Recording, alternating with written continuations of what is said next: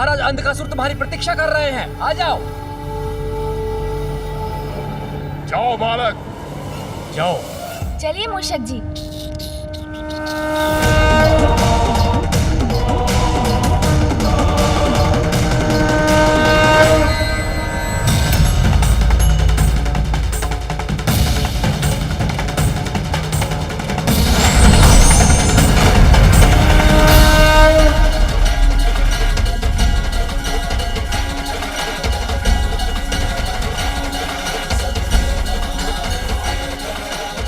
पदचिन्ह, ये तो मामी जी लक्ष्मी जी की पदचिन्ह प्रतीत हो रहे हैं। मामी जी, मुझे यहाँ की समृद्धि देखकर आपकी उपस्थिति का भान हो रहा है। प्रतीत होता है अंधकासुर ने इसी कक्ष में मामी जी को स्थित किया है। मुझे देखना होगा। गणेश, पुत्र गणेश आ गए। प्रणाम मामी जी। कल्याण हो पुत्र, तुम्हारे मामा जी तो कुशल है ना? मामा जी तो आपका ही स्मरण करते हैं। वो कुशल तो है, किंतु आपकी चिंता है उन्हें। जब तुम उनसे भेंट करो, उनसे कहना कि मैं भी कुशल हूँ और उनके समान मैं भी उनका स्मरण करती हूँ। मामी जी, मैं जब आपको यहाँ से बाहर ले जाऊंगा तो आप स्वयं ही उन्हें बता दीजिएगा। मेरा आशीर्वाद तो सदा तुम्हारे साथ है पुत्र, किंतु तुम सावधान रहना। प्रणाम मामी जी। चलिए मूषक जी।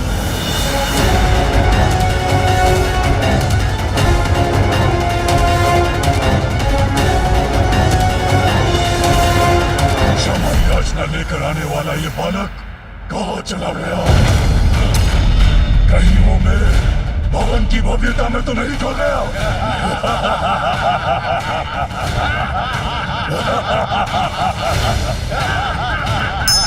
महाराज अंधकासुर,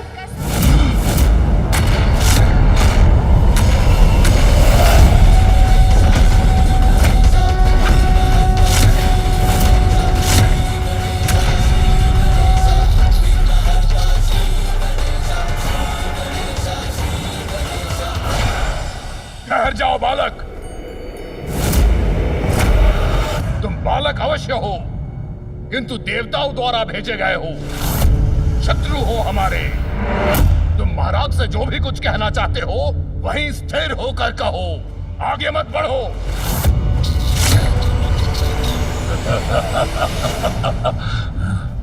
इनसे बच के रहिए, ये कोई साधारण बालक नहीं है।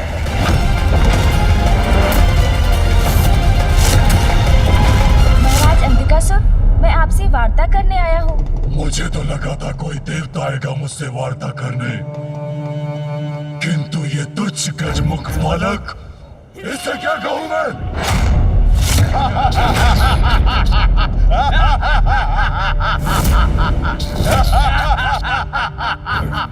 ए तुच्छ बालक, जाओ यहाँ से। तुम्हारे ऊपर व्यर्थ गंवाने के लिए समय नहीं है मेरे पास। जाओ। हाँ, तुच्छ बालक हूँ मैं।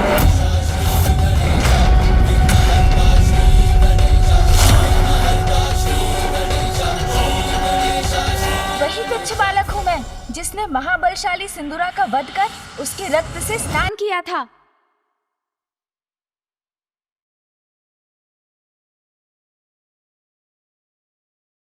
हाँ, मैं वही तुच्छ बालक हूँ, जिसने मूषिकासुर को पराजित कर उन्हें अपने वाहन रूप में स्वीकार किया।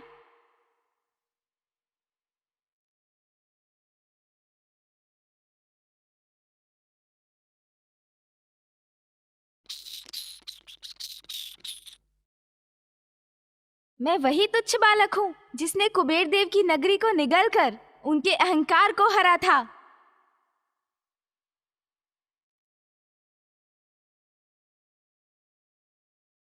हाँ, मैं वही तुच्छ बालक हूँ, जिसने अपने माता पिता की परिक्रमा कर उन्हें प्रसन्न किया और पिताश्री ने मुझे प्रथम पूज्य कहलाने का अधिकार दिया।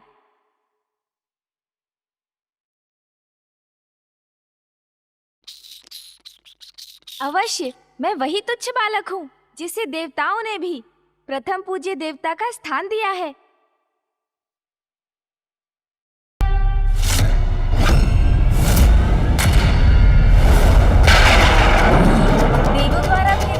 शांति दूत का इतना परिचय तो पर्याप्त होगा ना सुराज?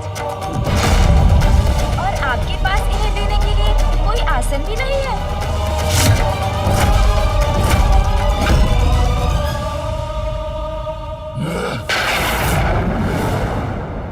तो फिर यही उचित है कि मैं अपने आसन का प्रबंध स्वयं ही कर लूं। मूषक जी,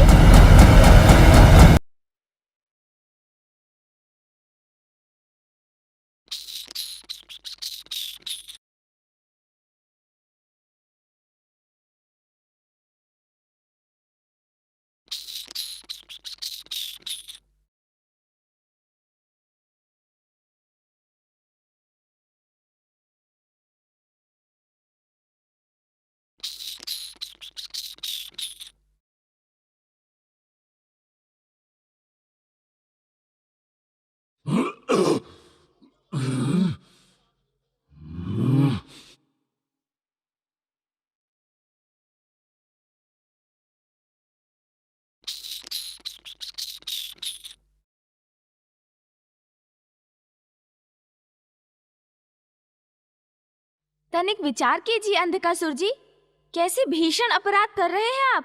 जगत पिता और जगत माता का अपमान किया आपने।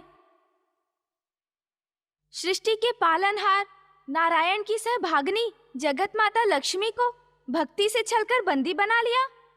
अधर्म है, भक्ति की मर्यादा का उल्लंघन है ये। आप अपनी भूल को सुधार लीजिए। माता लक्ष्मी को पुनः उनके स्थान वैकुंठ जाने दीजिए। स्वर्ग एवं अन्य लोगों को श्री युक्त होने दीजिए, अन्यथा ये तुच्छ बालक प्रथम पूज्य गणेश आपको चेतावनी दे रहा है। परिणाम अत्यंत भयंकर होगा अंधकासुर जी।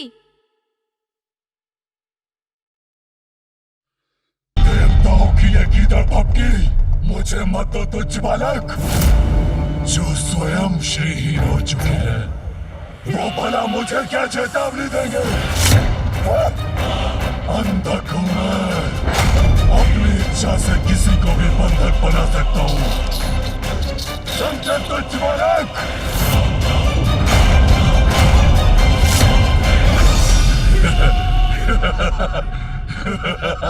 अंधकासुर जी,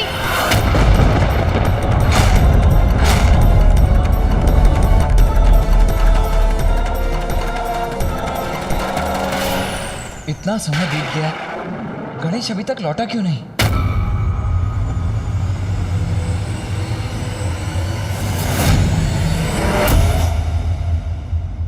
जिन ब्रह्मदेव के वरदान से आप इतने शक्तिशाली बने हैं, वो स्वयं नारायण के नाभि कमल से उत्पन्न हुए हैं।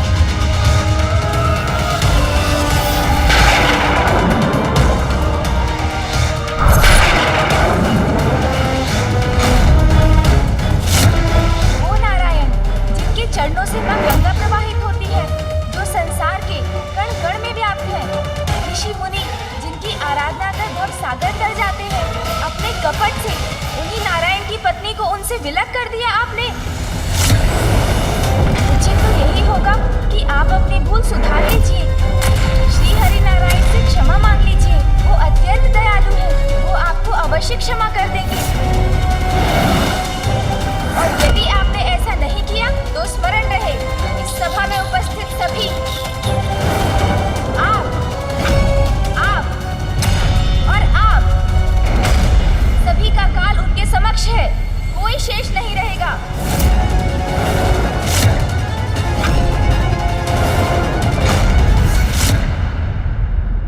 यदि नारायण अपनी पत्नी का साथ पाने के इच्छुक है तो स्वयं यहाँ आकर मिले मुझसे।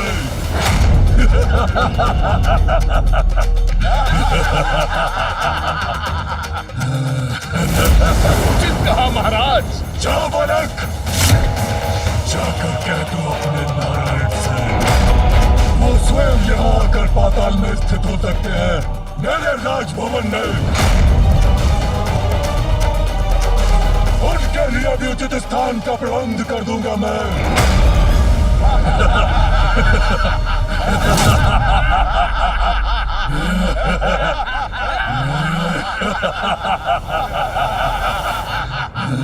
बस बंद कीजिए ये छल और धूर्तता भरा संवाद। यदि आप माता लक्ष्मी के सच्चे भक्त होते तो वैकुंठ जाकर उनकी सेवा करते, किंतु माता को ही आपने बंधक बना लिया। इसमें भक्ति नहीं, आपका स्वार्थ निहित है। आप तो भगवान को ही मंदिर से लाकर अपने गृह में स्थित करना चाहते हैं। कैसे भक्त हैं आप? सुनिए मेरी अंतिम चेतावनी, आपका सर्वनाश निश्चित है। बस मूर्ख बालक, बस। तुम तो मुझे भावी सर्वनाश से मात्र भयभीत कर रहे हो, किंतु मैं अभी इसी पर तुम्हारा नाश करूंगा। बंधक के बंधक बनोगे तुम।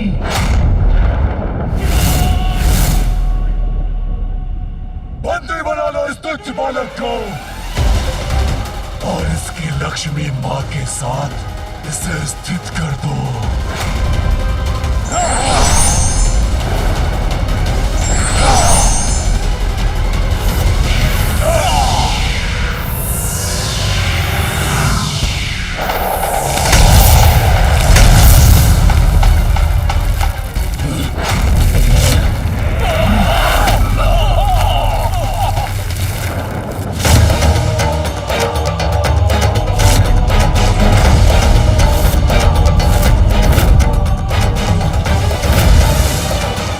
कैसा विस्फोट था? अरे पकड़ो उसे, अरे मूषक को पकड़ो, वो भागने ना पाए।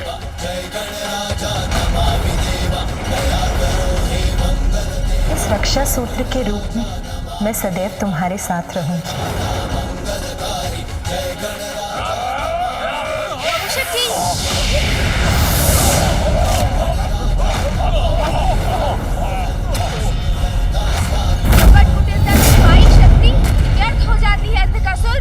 आवश्यकता के समय कोई लाभ नहीं होता उसका, अपितु वो शक्ति ही क्षति का कारण बनती है।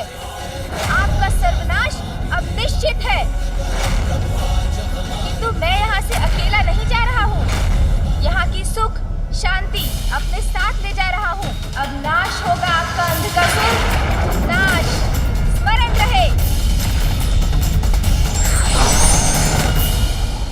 जो हुआ सर्वथा अनुचित हुआ। हमें सतर्कता से स्थिति को नियंत्रित करना चाहिए था।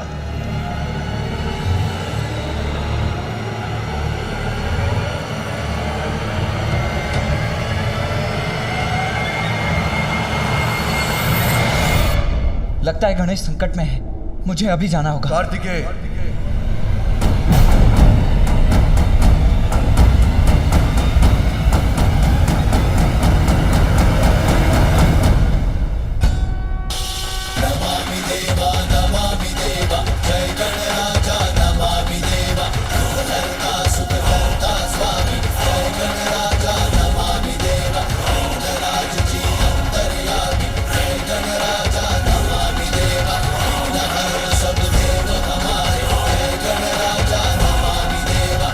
अर्थात गणेश सुरक्षित है।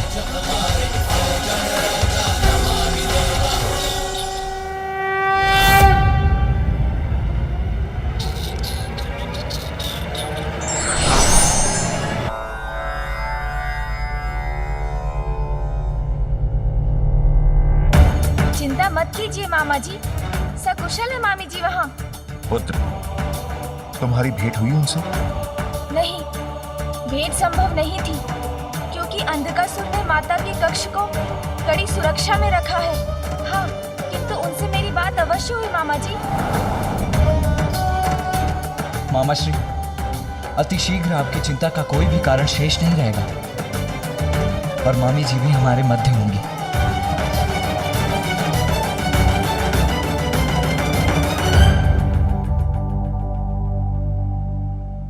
श्री गणेश जी, क्या अंधकासुर आपकी बात मान चुका है? क्या वो माता को मुक्त कर इस महायुद्ध को टालने के लिए तैयार है? अभी तक तो नहीं देवराज।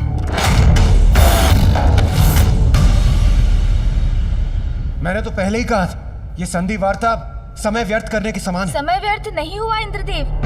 श्री गणेश अंधकासुर का अंधकार स्वयं उसकी बुद्धि और विवेक दोनों को ले चुका है। वो नहीं समझे, किंतु मैं उनका मनोबल तोड़ने में सफल हुआ।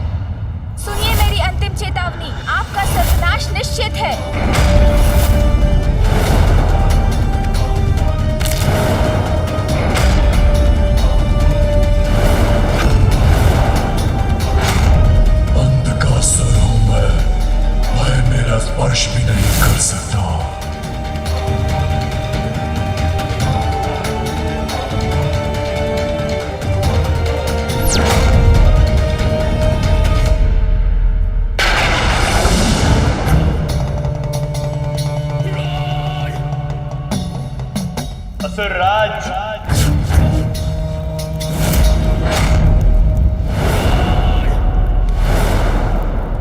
मैंने कहा था ना, वो साधारण बालक नहीं है गणेश।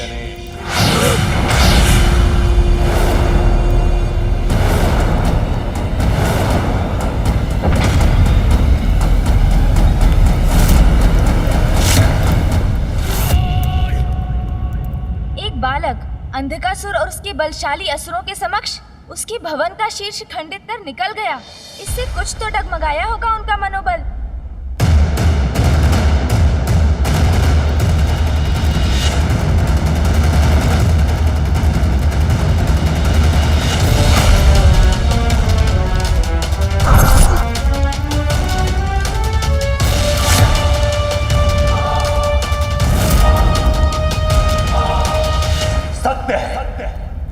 आपका मनोबल अस्थिर करने में सफल हो गया।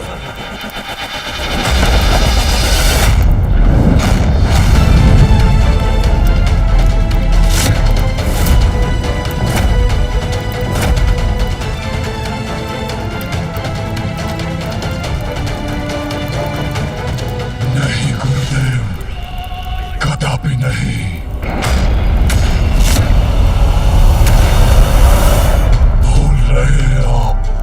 बंधक हूं मैं, मेरा मनोबल मेरा बंधक है। एक गजमुख बालक की साधारण सी घटना मुझे प्रभावित नहीं कर सकती। अंधकासुर हूं मैं। प्रभावित तो वो हो गए, किंतु युद्ध तो अब होकर ही रहेगा।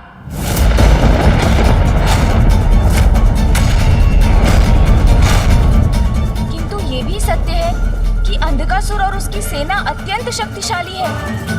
इसलिए हम देवताओं को सावधान रहकर अपनी शक्तियों का उचित प्रयोग करना होगा। शक्तिहीन और दुर्बल है देवता। इस असुर राजसभा में एकत्रित अत्यंत शक्तिशाली योद्धाओं के समक्ष क्यों सेनापति दुर्योधन उचित कहा न मैंने? उचित कहा असुरराज, सर्वथा उचित कहा।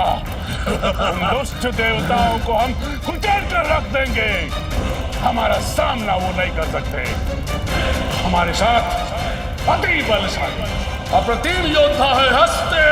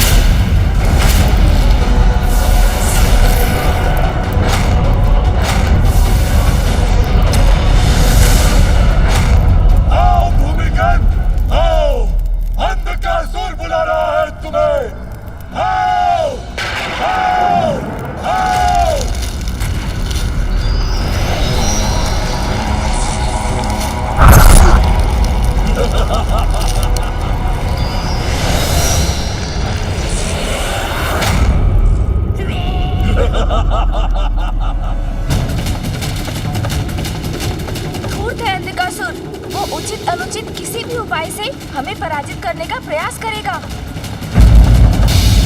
किंतु हम सभी देवताओं की एकत्र शक्तियों के समक्ष उसकी हार निश्चित है। न शक्ति न शुभता, इस बार हर शक्ति असुरों के साथ है। देव असुर का ये महासंग्राम असुरों के एक नए साम्राज्य का इतिहास लिखेगा। तुम्हारी कोई भी शक्ति असुरों को विजय होने से नहीं रोक पाएगी। शक्तिहीन और दुर्बल है देवता। इस असुर राजसभा में एकत्रित अत्यंत शक्तिशाली योद्धाओं के समक्ष हमारे साथ अति बलशाली अप्रतिम योद्धा है हस्ते।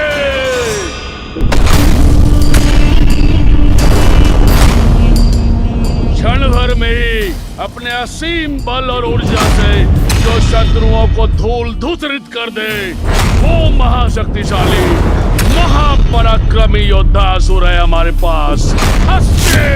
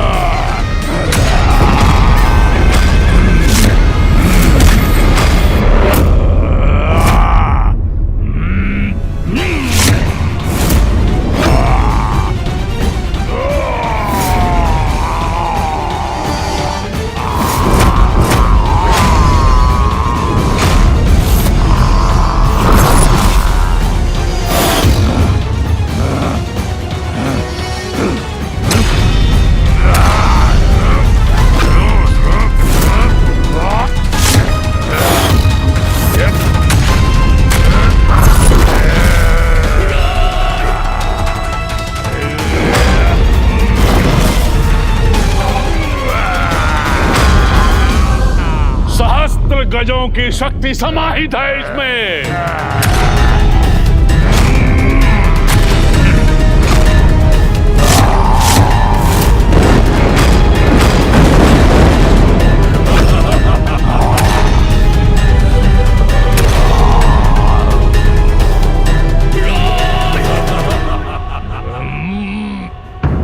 धूर्त है अंधकासुर, वो उचित अनुचित किसी भी उपाय से हमें पराजित करने का प्रयास करेगा, किंतु हमारे पास भी देवराज इंद्र की वज्र की शक्ति है, जिससे वो किसी को भी भेद सकते हैं।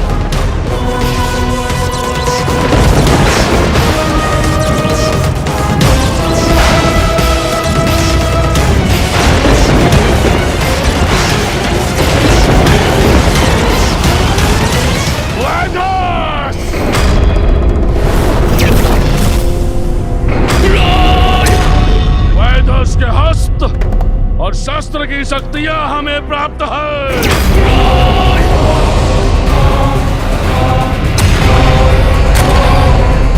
वैदस के अनेकों हस्त एक साथ अनेकों शस्त्रों का प्रयोग कर सकते हैं।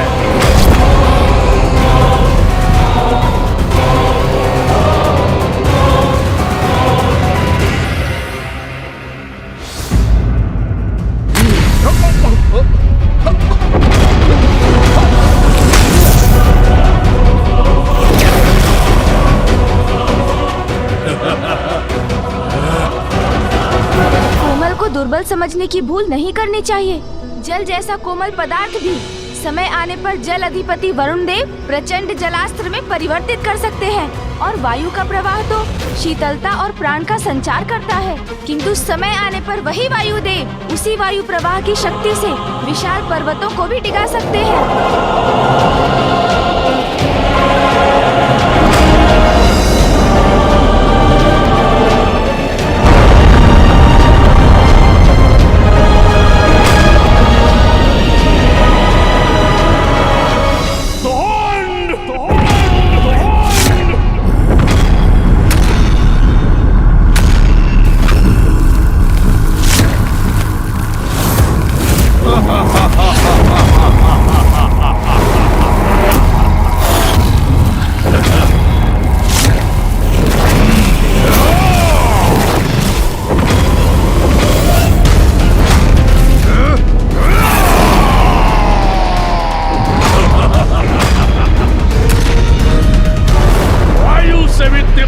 से जिसके चलते हैं बाण, भेज सकता है जो हर लक्ष्य को पल भर में। वो योद्धा है हमारे पास। तो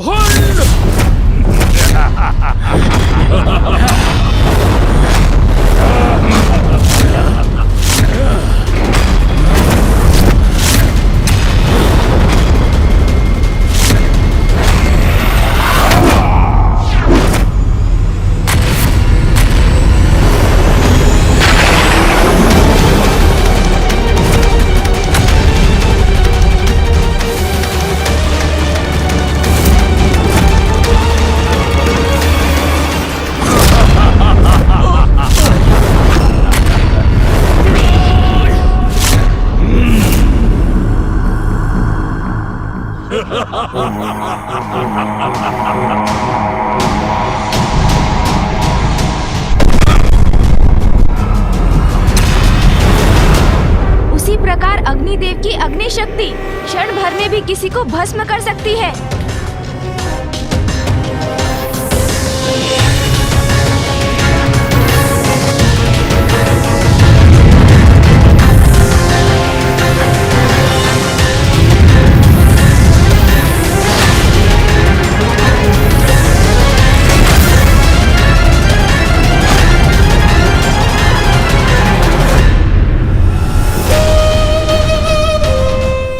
गुरुदेव, आप इतने अचंभित क्यों हो गए? मैं तो मात्र आपको सादर प्रणाम कर रहा था गुरुदेव। तुम कदाचित ये भूल रहे हो तोड़, मुझे मृत संजीवनी विद्या का ज्ञान प्राप्त है। तुम्हारे ये विशेष आदर के प्रदर्शन के उपरांत ये जान लो, तुम्हारी मृत्यु के बाद मैं कदापि जीवित नहीं रखूंगा।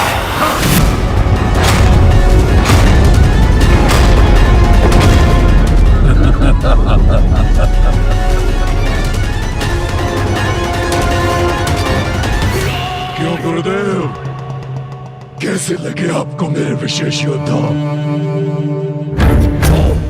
क्या अब भी आपको लगता है कि वो साधारण बालक अपने छल भरे सोंग से मुझे अंधकासुर को प्रभावित कर सकता है?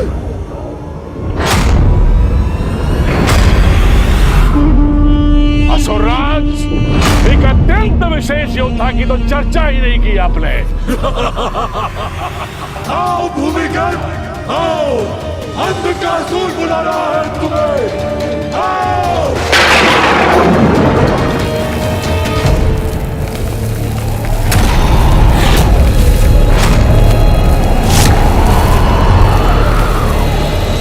कहाँ है ये वशिष्ठ असुर?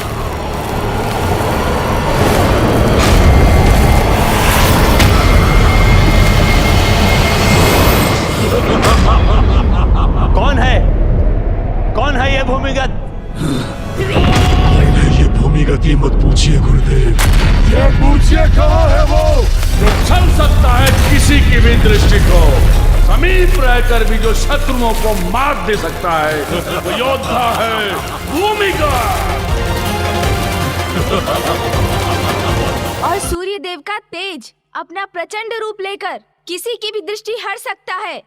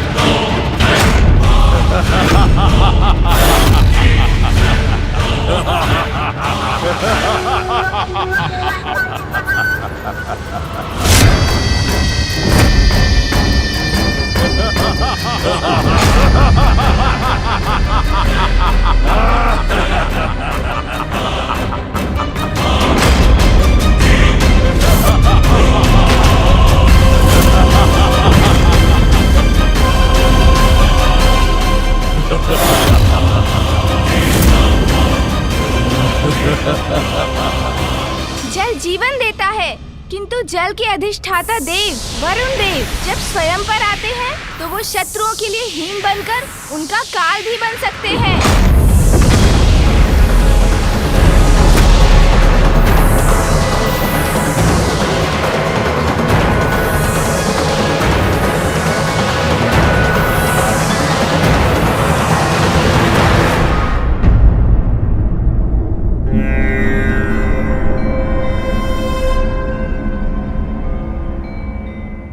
योद्धाओं, आक्रमण करो भूमिगत पर।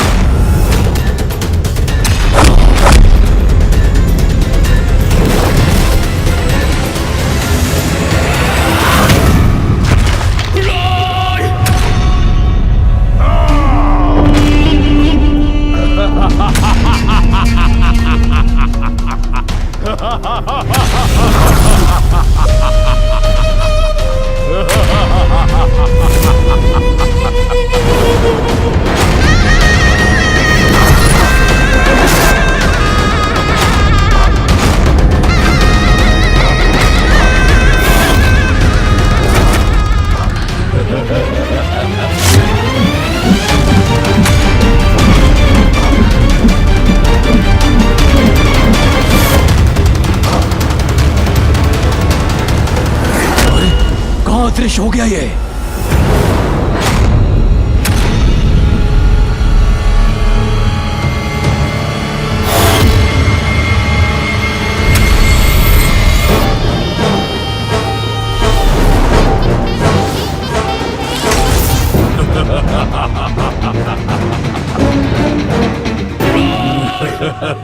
अद्भुत है ये असुर।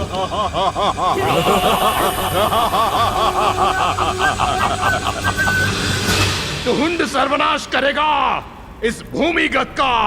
या!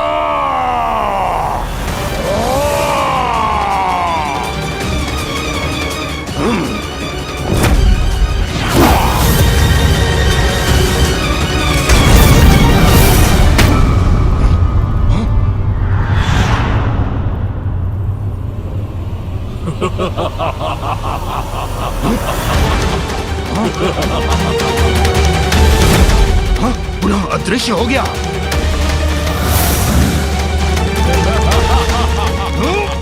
बस, बहुत हुआ, रुक जाओ।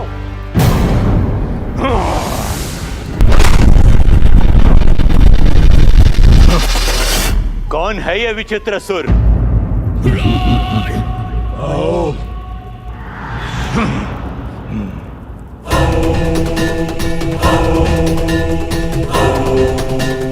इन चार गोल घेरों में बंद असुरों के प्रतिरूप है ये असुर। जब तक ये चार गोल घेरे सुरक्षित रहेंगे, ये असुर पुनः जीवित होते रहेंगे। इच्छा अनुसार अदृश्य हो सकते हैं ये। कोई शस्त्र ने क्षति नहीं पहुंचा सकता।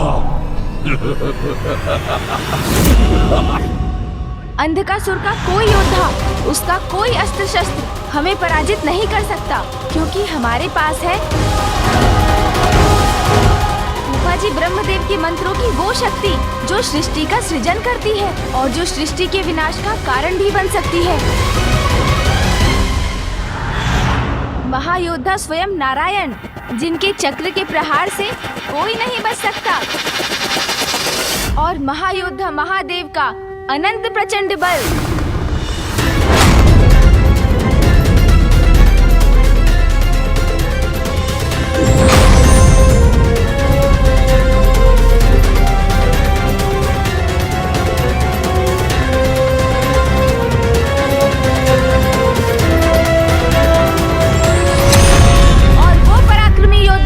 जिन्होंने तारकासुर का वध किया, मेरे अग्रज कुमार कार्तिकेय, वो भी है हमारे सेना नायक।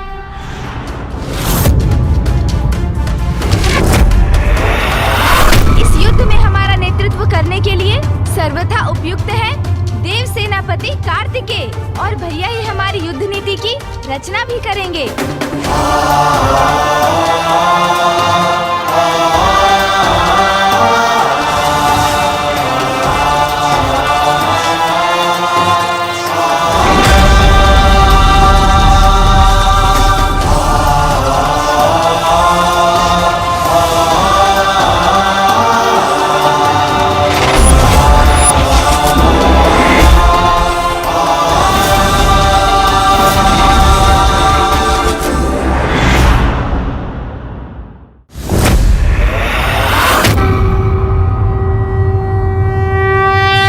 मुझे रणनीति निर्धारित करने की अनुमति दीजिए।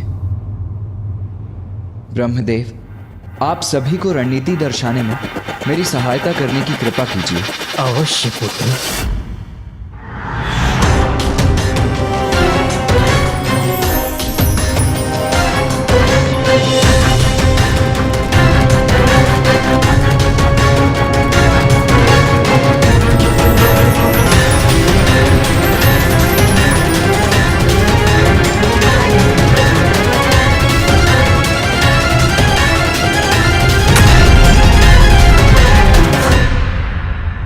इस युद्ध में हमारा उद्देश्य है अंधकासुर को बंदी बनाकर माता लक्ष्मी को मुक्त कराना, क्योंकि इसके साथ ही इस युद्ध का भी अंत हो जाएगा।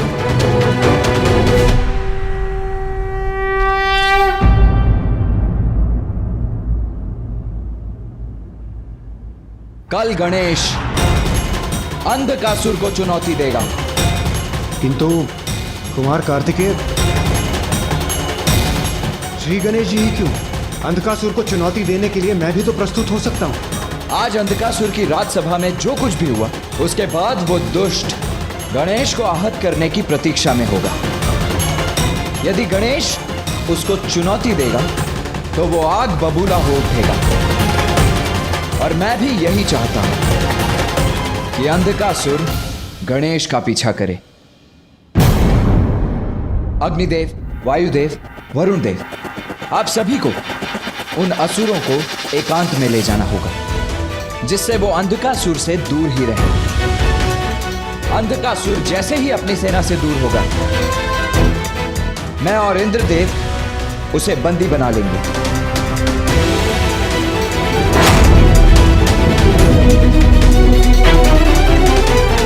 यह है हमारी युद्ध नीति। अब युद्ध ही अंतिम विकल्प शेष है। इसीलिए कल उषा काल के साथ ही प्रारंभ होगा ये महासंग्राम। अस्त्रों से, शस्त्रों से, शक्ति से, मृत संजीवनी से या कपट से कल हम विजयी होंगे।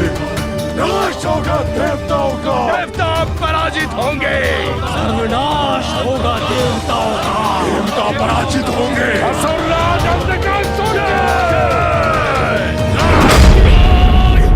हर हर महादेव, हर हर महादेव, हर हर महादेव, हर महादेव, हर हर महादेव। असुरराज अंधकासुर के, असुरराज अंधकासुर के।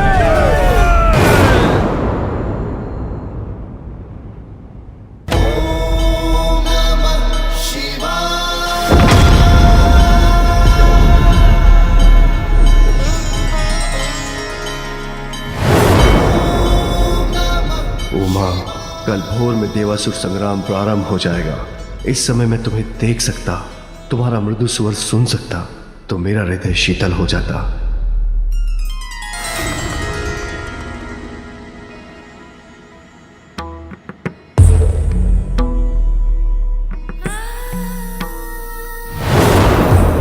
स्वामी, मैं तो आपके साथ ही हूँ।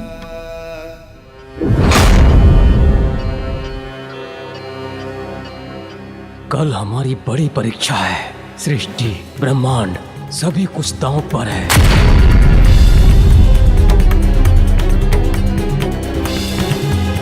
प्रिय, नाथ, शीघ्र मुझे लेने आइए। मैं तुम्हें शीघ्र लेने आऊंगा प्रिय।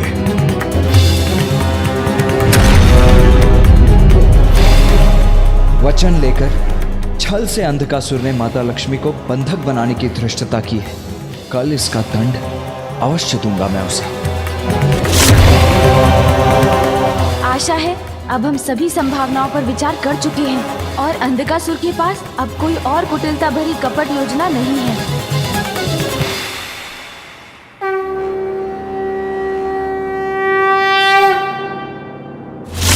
देवताओं, तुम्हें क्या प्रतीत होता है कि कल तुम सब मुझे पराजित करने वाले हो?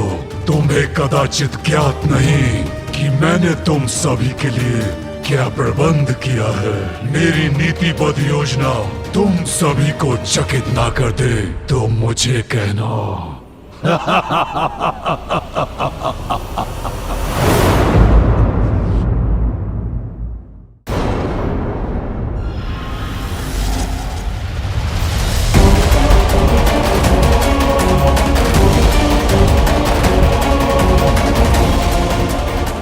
ही समय में देवासुर संग्राम आरंभ हो जाएगा।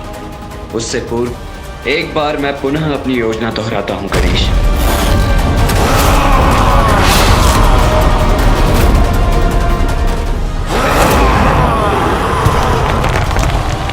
ये कैसी भयानक ध्वनि है?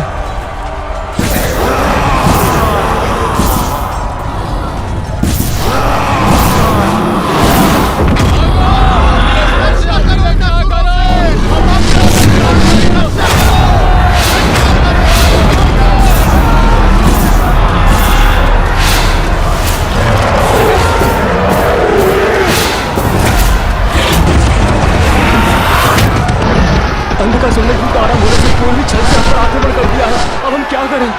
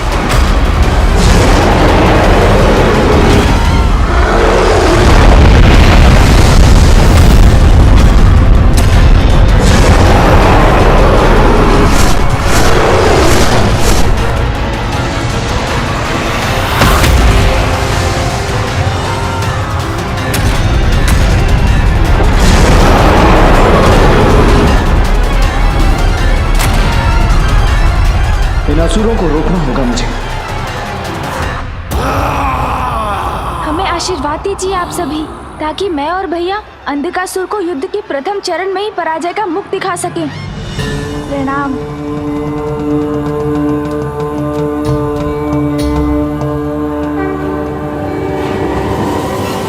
चलिए भैया।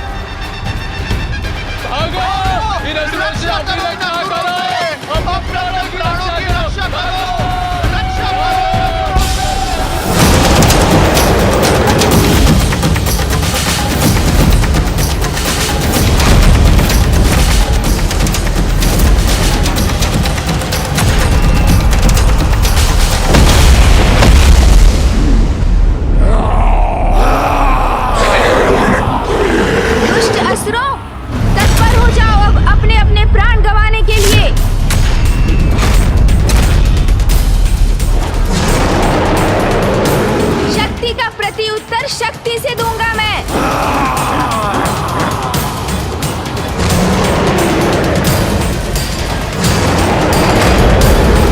आओ असुर, आओ।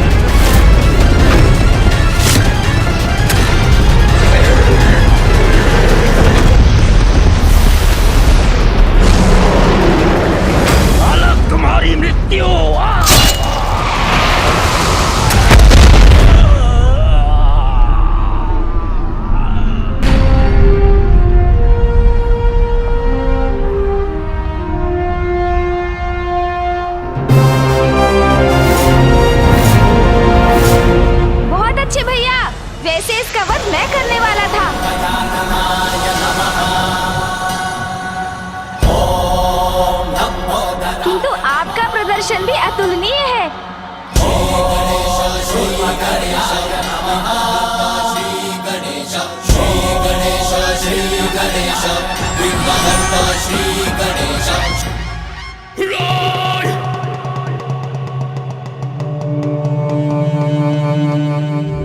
देवताओं, कदाचित तुमने हमारे महायोद्धासुरों का वध कर दिया, किंतु वे सभी तुम्हारे देव सैनिकों का मनोबल तोड़ने में सफल रहे। ये तो आरंभ है बालक, अभी तो और बहुत शेष है। अब देखो तुम्हारा सामना किससे और कैसे होता है। तुम्हारे पास अमृत है तो हम असुरों के पास मृत्यु संजीवनी विद्या।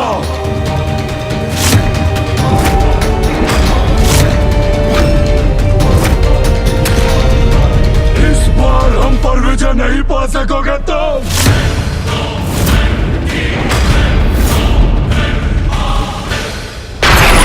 लड़ते तुम्हारे प्रयास देवताओं, लौट जाओ, क्योंकि अंधक के बंधन से लक्ष्मी माता को कोई मुक्त नहीं करा सकता, कोई नहीं। वीर शब्दों से नहीं, अपने अस्त्रों के प्रहार से अपनी वीरता का परिचय देते हैं अंधकासुर। मेरे अस्त्र चले तो नष्ट हो जाओगे तुम सभी, किंतु यही इच्छा है तुम्हारी तो यही होगा।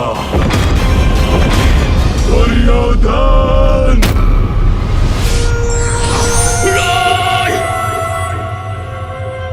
असुर सेना प्रस्तुत हो।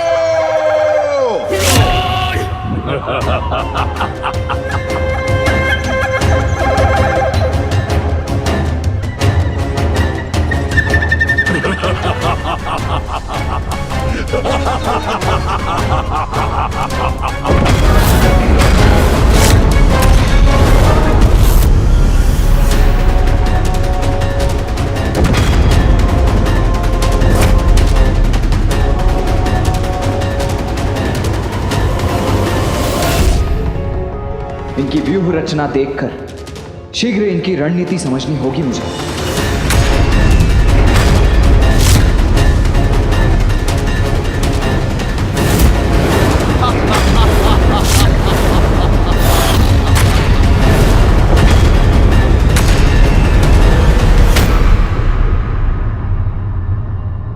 वो असुर अत्यंत शक्तिशाली प्रतीत होता है। नंदी जी, आपको उसका सामना करना होगा। निकटतम असुर किसी अस्त्र शस्त्र की विद्या जानता है, क्योंकि वही है जिसके पास कोई अस्त्र नहीं है। इंद्रदेव, आप और अन्य देव मिलकर उसे रोकेंगे।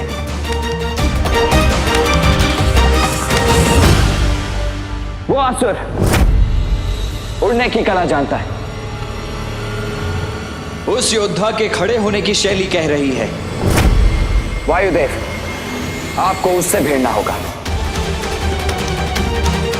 और इनके सेनापति से मैं लड़ूंगा।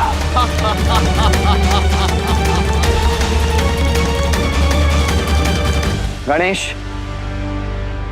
तुम मेरे पीछे रहोगे और हम तुम्हें अंधकासुर तक ले जाएंगे।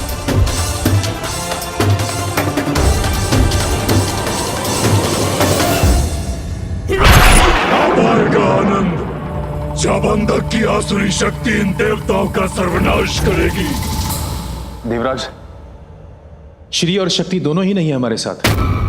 देवियों के बिना अपूर्ण है हम और हमारी शक्ति, तो फिर युद्ध कैसे करेंगे हम? हाँ देवराज, आज ये प्रथम अवसर होगा जब हम श्री और शक्ति रहित होकर युद्ध करेंगे। आप सत्य कह रहे हैं वायुदेव, किंतु हम श्री को वापस ले जाने के लिए ये युद्ध कर रहे हैं। आप अपना मनोबल टूटने मत दीजिए। कुछ भी हो जाए, ये युद्ध हम अवश्य करेंगे और विजय भी हमारी ही होगी।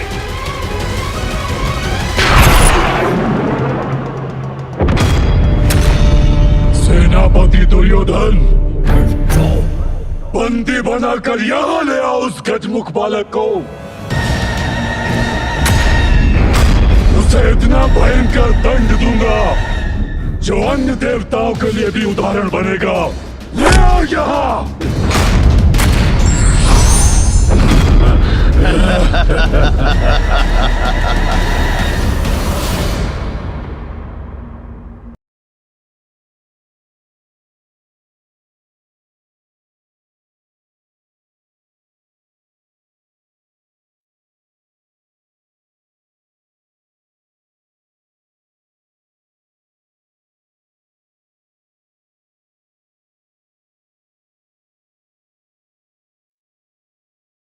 हम माता लक्ष्मी को मुक्त करेंगे, युद्ध करेंगे, युद्ध करेंगे, मुक्त करेंगे। हम माता लक्ष्मी को मुक्त करेंगे, युद्ध करेंगे, मुक्त करेंगे, युद्ध करेंगे। माँ लक्ष्मी को पुनः वापस लाने के लिए, माता लक्ष्मी को पुनः वापस लाने के लिए, माँ लक्ष्मी को पुनः वापस लाने के लिए, माता लक्ष्मी को पुनः वापस लाने के लिए, माँ लक्ष्मी को पुनः वापस लाने के लिए, माता लक्ष्मी को पुनः वापस लाने के लिए। जुबान नष्ट भ्रष्ट कर दो इन्हें। आक्रमण! आक्रमण! आक्रमण! आक्रमण!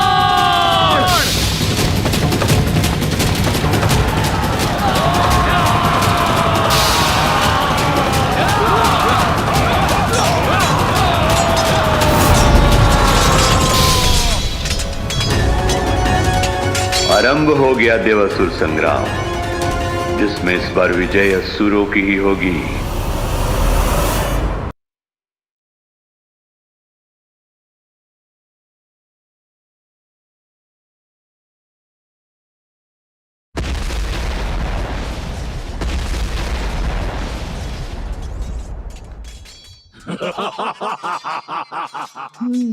वहाँ है वो दुष्ट अंधकासुर जिसे बंदी बनाना मेरा लक्ष्य है।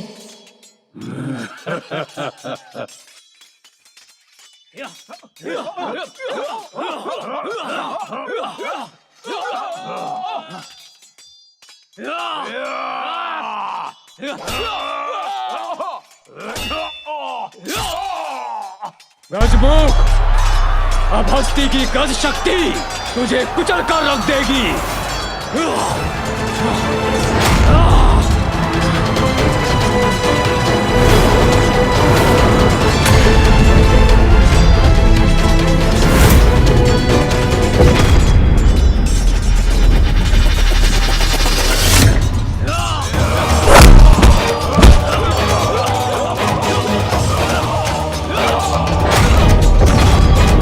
गणेश तक किताब भी नहीं पहुंच सकोगे तुम।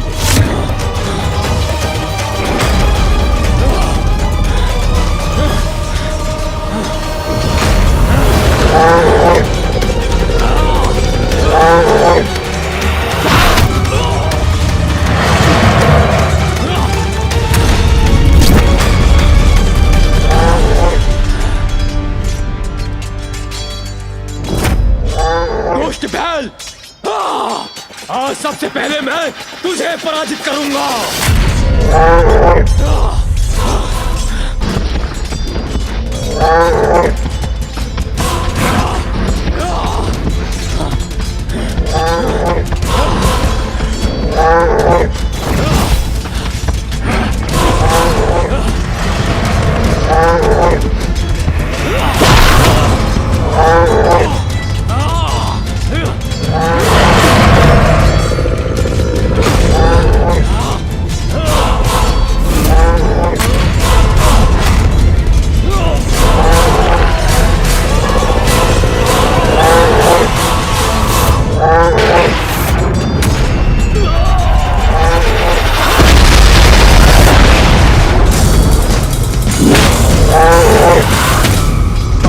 नंदी जी संभलिए।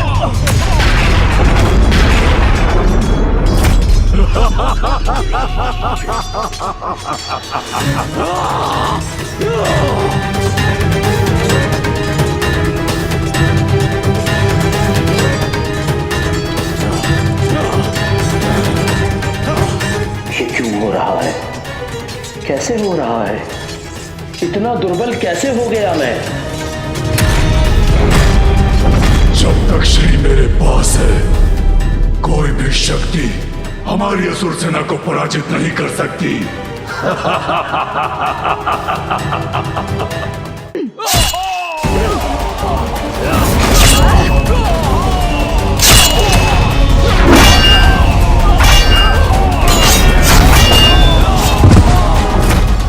आओ गणेश। जी भैया।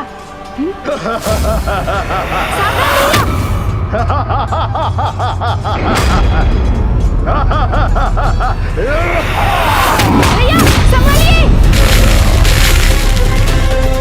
भैया आप कुशल तो है?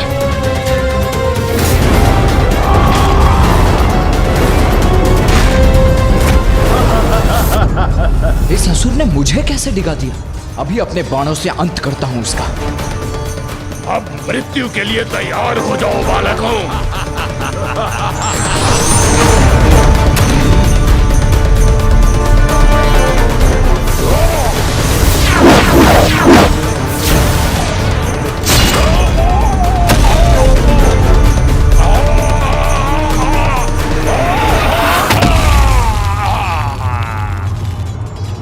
अंततः इसका भी अंत हुआ भैया। इस देवासुर संग्राम में मैं अपने किसी भी असुर योद्धा को मृत्यु प्राप्त करने नहीं दूंगा।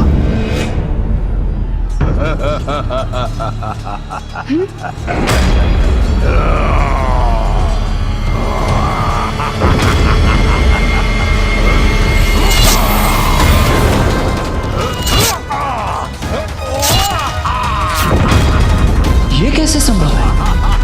मेरे बाणों के प्रहार के बाद भी ये जीवित कैसे है?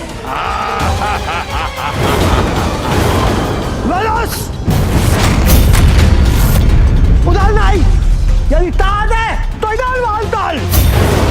अच्छा, तो अब तुम जैसा छोटा सा गढ़ मुझसे युद्ध करेगा, वेदस से युद्ध करेगा? नहीं, मैं करूंगा तुमसे युद्ध।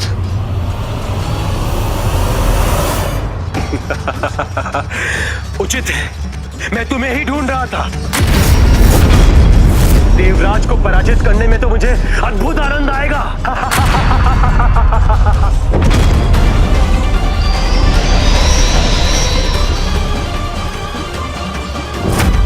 देव सेनापति, अब तुम कुचले जाने के लिए तैयार हो जाओ।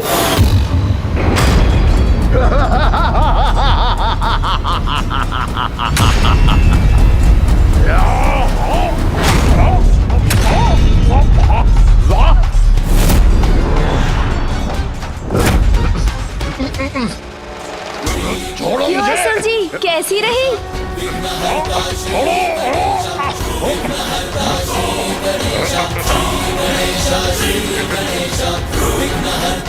ये कैसे जकड़ा जा रहा हूं मैं? अब आप एक पग भी आगे नहीं बढ़ सकते असुर जी।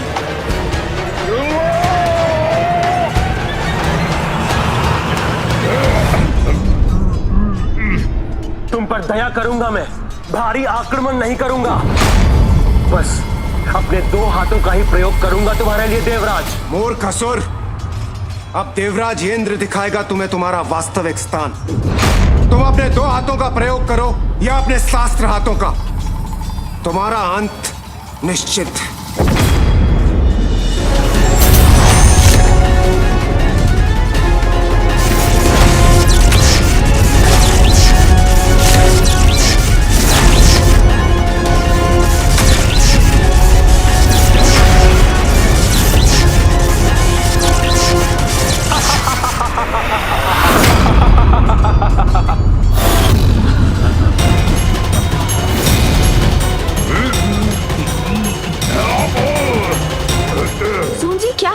उठाकर गिरा दीजिए ना इस असुर को।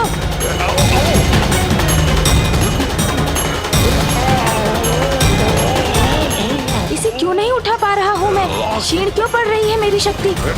अब भी मुक्त हो जाऊंगा मैं।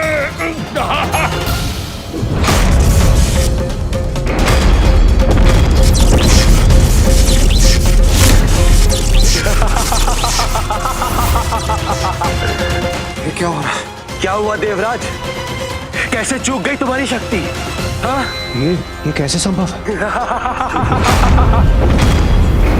मुझे शक्ति से नहीं युक्ति से कार्य लेना होगा। भैया तनिक दूर हो जाइए इससे।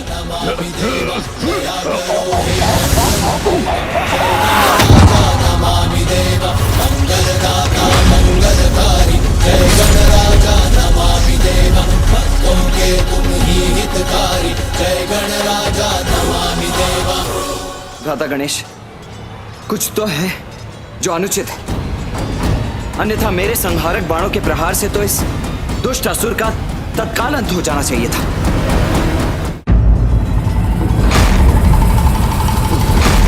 अब मेरे अस्त्र का प्रहार सहो देवराज।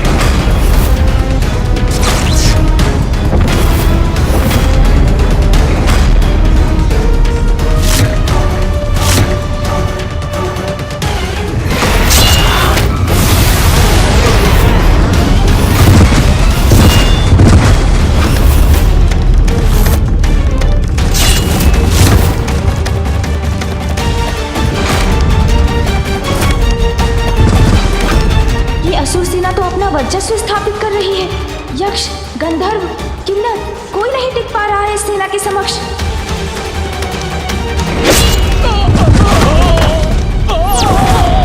क्या बात हो सकती है? असुरों के समक्ष सभी देवगण निर्बल क्यों पड़ते जा रहे हैं? उनकी कोई भी शक्ति कार्य क्यों नहीं कर रही है? हमें शीघ्र ही कुछ करना होगा। ये श्री की उपस्थिति का प्रभाव है। ये भाग्य इन असुरों का साथ दे रहा है। यही चिंता है मेरी ब्रह्मदेव। जहाँ श्री का वास है वहाँ दुर्भाग्य और पराजय दोनों पहुँच भी नहीं सकते। इस समय मेरी प्रिय देवी लक्ष्मी असुरों के यहाँ स्थित हैं और इसीलिए अब असुरों को पराजित करना असंभव सा है।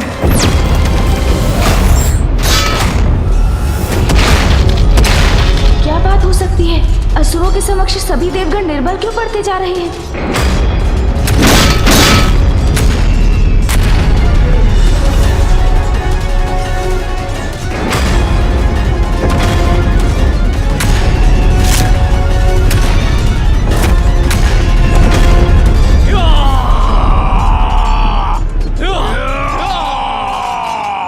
इन असुरों को हमारे देव सैनिकों की ओर बढ़ने से रोकने के लिए मुझे कुछ करना होगा।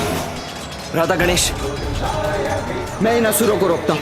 तब तक तुम अंधकासुर के पास जाओ, उसे चुनौती देकर कहीं एकांत में ले जाओ, जिससे हम उसे बंदी बना सकें। जी भैया।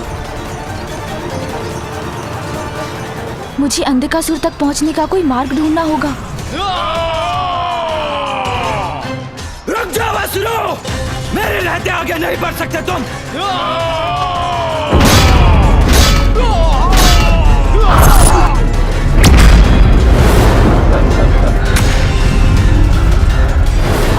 वो रहा दुष्ट अंधकासुर।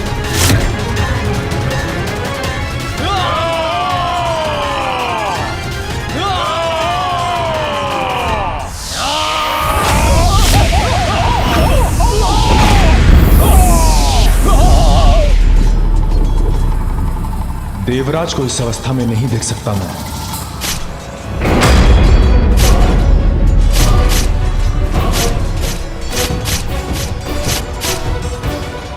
ये बाण कहां से आए?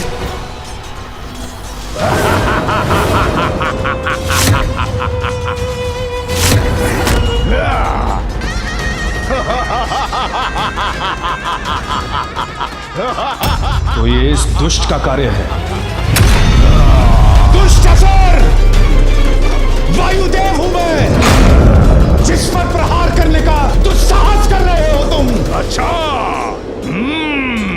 किंतु जहां मैं खड़ा हूं वहां से तो तुम मूर्ख दिखाई पड़ते हो। मूर्ख देवता जो विवश है मेरे बाणों से खंडित पृथ्वी पर खड़े होने के लिए।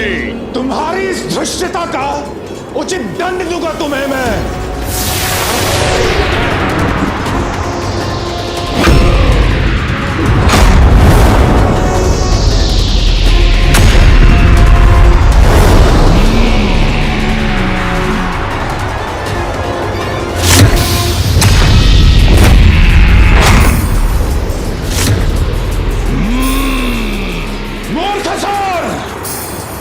अब स्वयं संभालो मेरे वार का प्रभाव।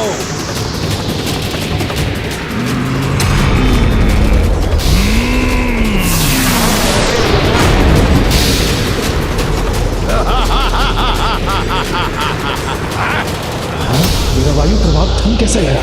देखो मूर्ख वायुदेव, देखो तुम्हारे इस वायु प्रवाह का प्रभाव व्यर्थ हो रहा है। अब तुम सामना करोगे कुहुंड का, प्रचंड वार का।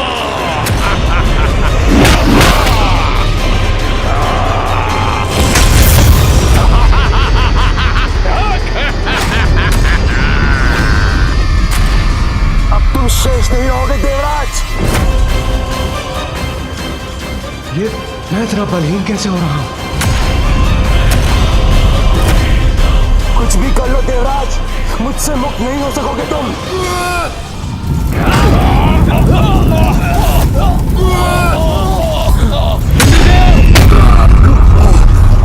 आप चिंता मत कीजिए, मैं आ रहा हूं आपको मुक्त कराने।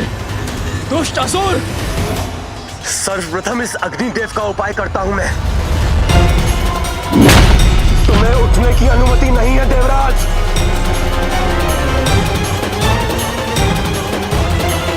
तुम्हारा अंत मेरे ही हाथों होगा दुष्ट।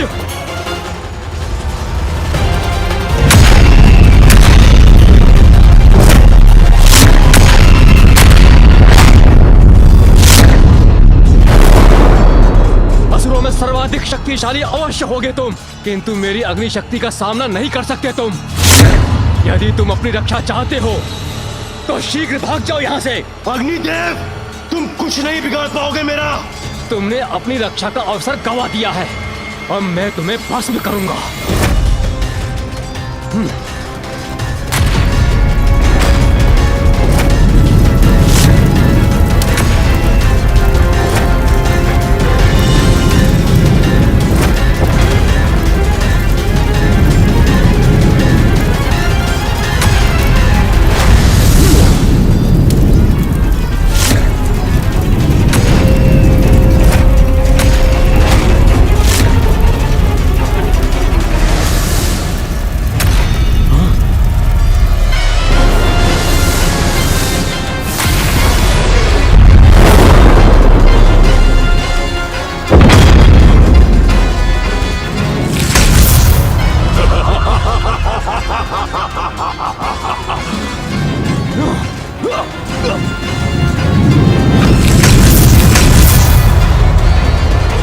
ये कैसे संभव है?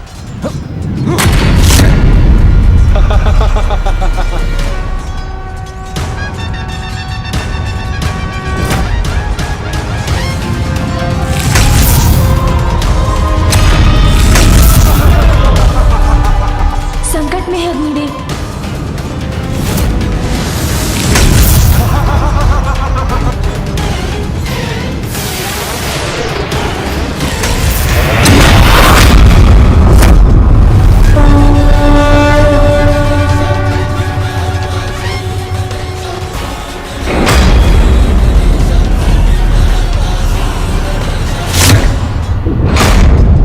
जो पूर्व में कभी नहीं हुआ वो हो रहा है आज मेरे साथ। मेरी अग्नि क्षीण पड़ गई है, मेरा वज्र भी शक्तिहीन हो गया है श्री गणेश जी। आप ही नहीं, सभी देवता सामर्थ्यहीन होते जा रहे हैं। आप सभी किसी प्रकार इस असुर को रोकिए। मैं तब तक अंधकासुर को दूर ले जाकर उसे बंदी बनाने का उपाय करता हूँ।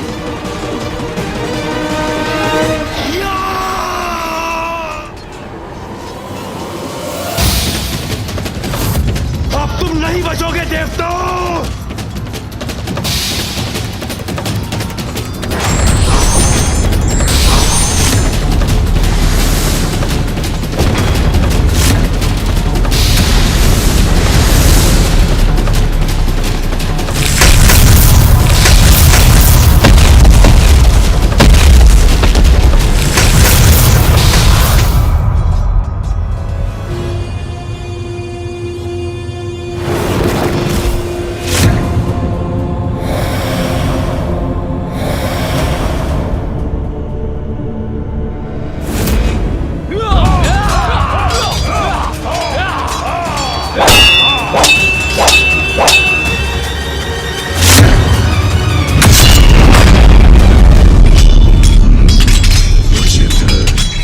विजय प्राप्त होगी हमें। हस्ती के समक्ष टिक नहीं पाओगे तुम। आओ ये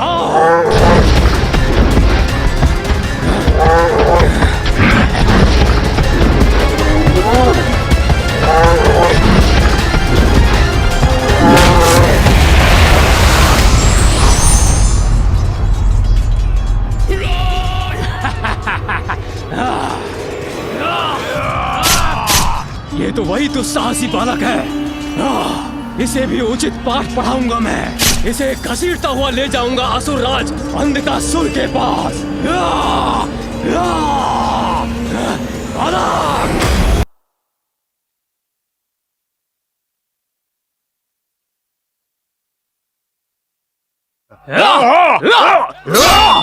ये असुर तो मेरी ओर बढ़ा रहा है, किंतु मुझसे भिड़ने के पूर्व ये भैया से टकराएगा।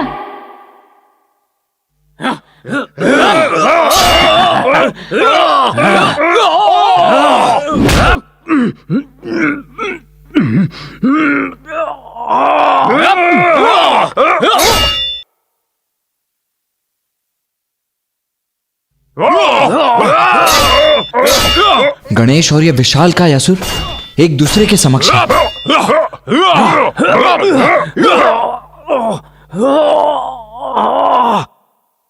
ये क्या हो रहा है मुझे? इस असुर को सरलता से पराजित क्यों नहीं कर पा रहा मैं?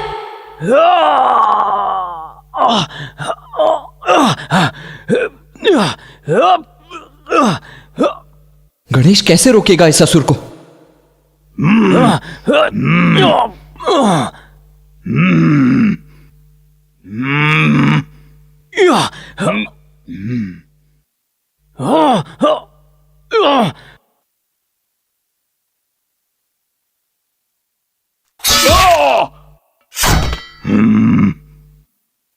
बालक, मेरा सामना नहीं कर सकते तुम। ये दुष्ट असुर तो गणेश को घेरने का प्रयास कर रहे हैं। ये उचित नहीं है। ये मैं कदापि होने नहीं दूंगा।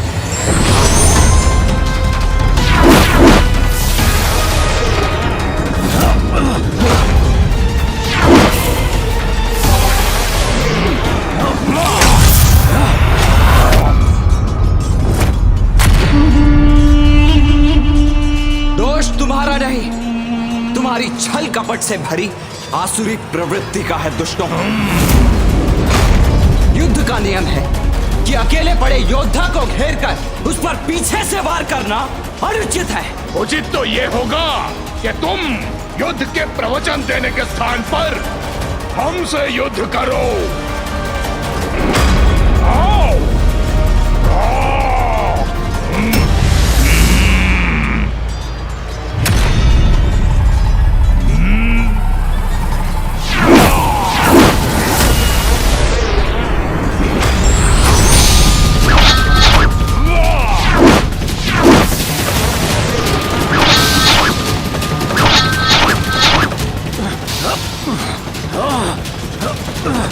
तुम नहीं बचोगे बालक।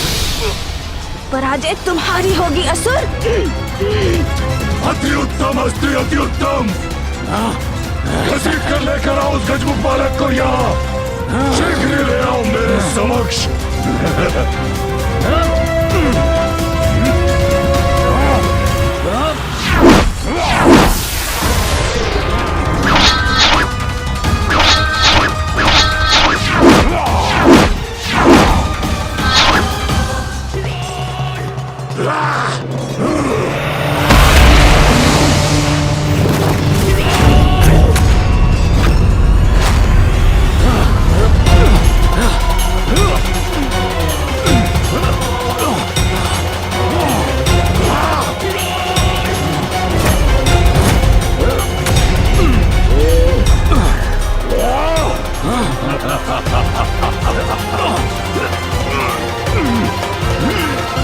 जो मेरा मनोबल तोड़ने आया था, उसी का बल उसका साथ नहीं दे रहा है अब।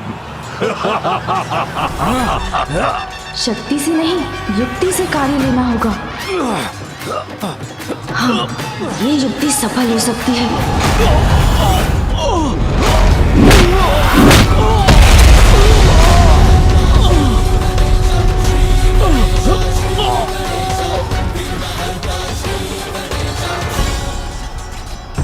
उस बालक को बांध कर घसीट कर यहाँ ले आओ।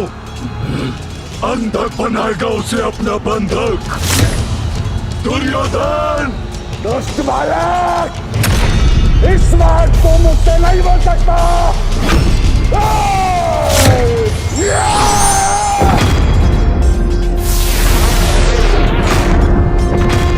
सर्वे भवन्तु सुखिनः, सर्वे सन्तु निरामया, सर्वे भद्राणि पश्यन्तु, मा कश्चित् दुःखभाग् भवेत्।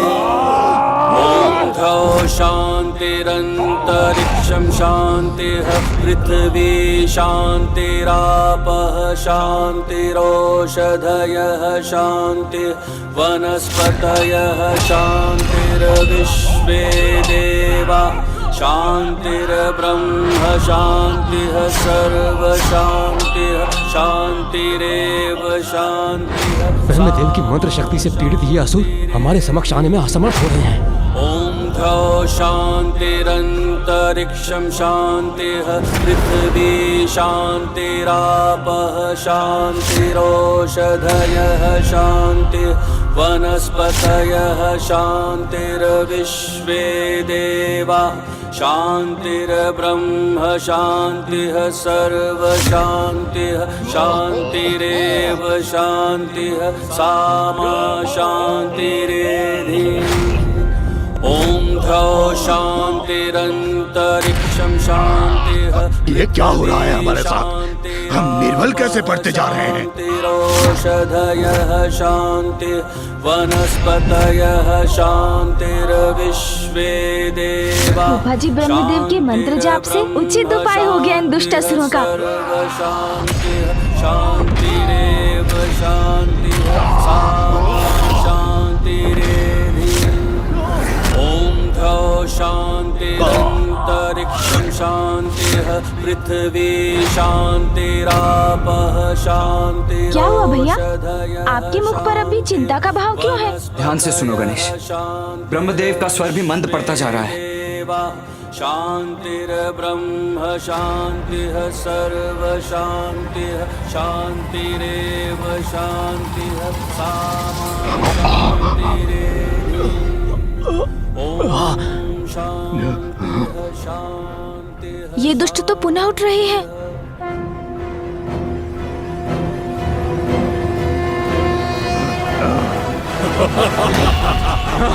जब तक लक्ष्मी मेरे पास है, तुम देवताओं की कोई भी शक्ति, कोई भी शस्त्र, कोई भी अस्त्र कुछ कार्य नहीं करेगी मेरे असुरों पर। बस बहुत हुआ। अब कोई अवसर मत दो इन देव सैनिकों को, नष्ट कर दो इन्हें। जाओ।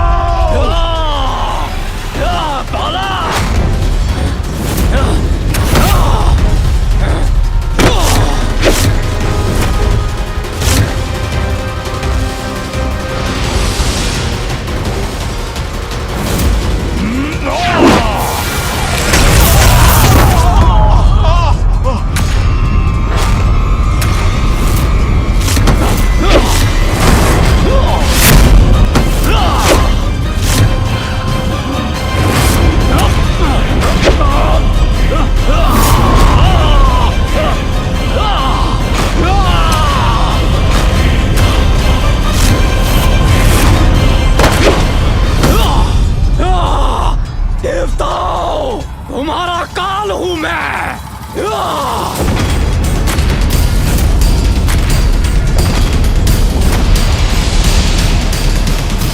गंधर्वो, मेरा सामना नहीं कर सकते तुम।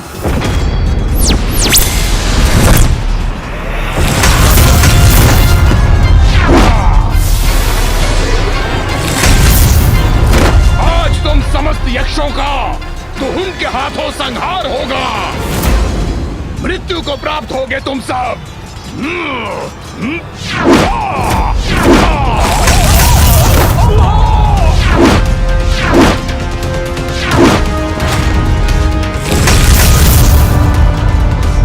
ये तो अनर्थ हो रहा है।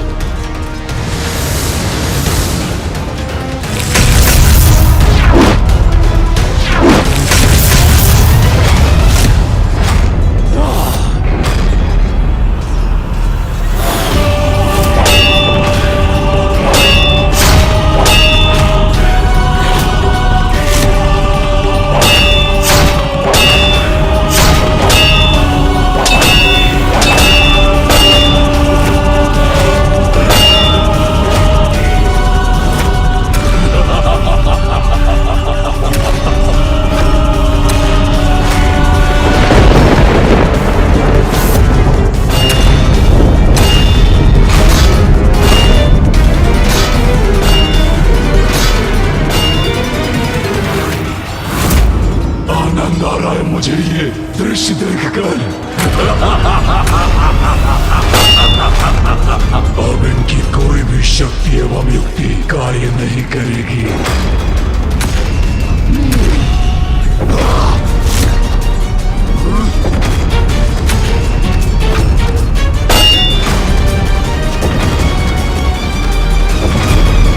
अब अंधकासुर और क्या करने जा रहा है?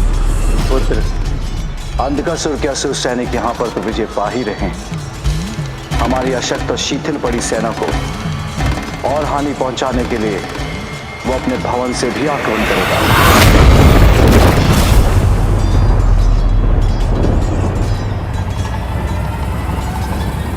आक्रमण!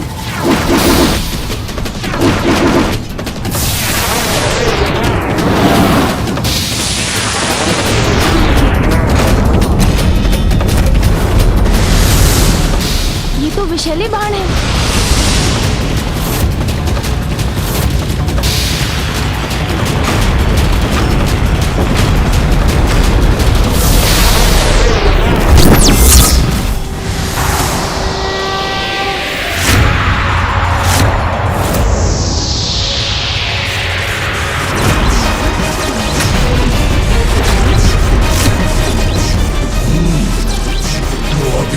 शक्ति शेष है त्रिदेवों में।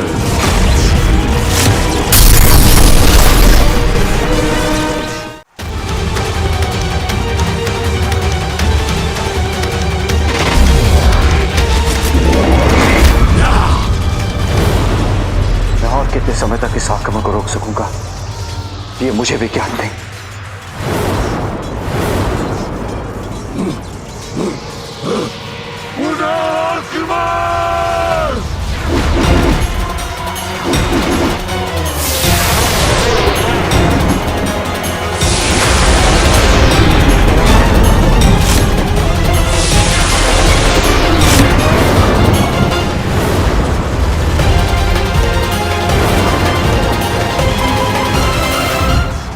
मामा जी, देवताओं की शक्ति क्षीण होने के पीछे क्या कारण है? हम असुरों को पराजित क्यों नहीं कर पा रहे हैं? मैं बताता हूँ गणेश, ऐसा लगता है ज्येष्ठा लक्ष्मी की छाया पड़ गई है हम पर। अर्थात मामा जी? हाँ पुत्र, लक्ष्मी के जाने के साथ हमारी सारी शक्तियाँ भी चली गई हैं।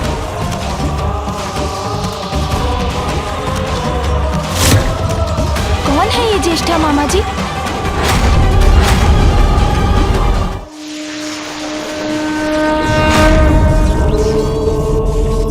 ज्ञात नहीं हम कब तक इस आक्रमण को रोक सकेंगे। मामा जी, देवताओं की शक्ति क्षीण होने के पीछे क्या कारण है?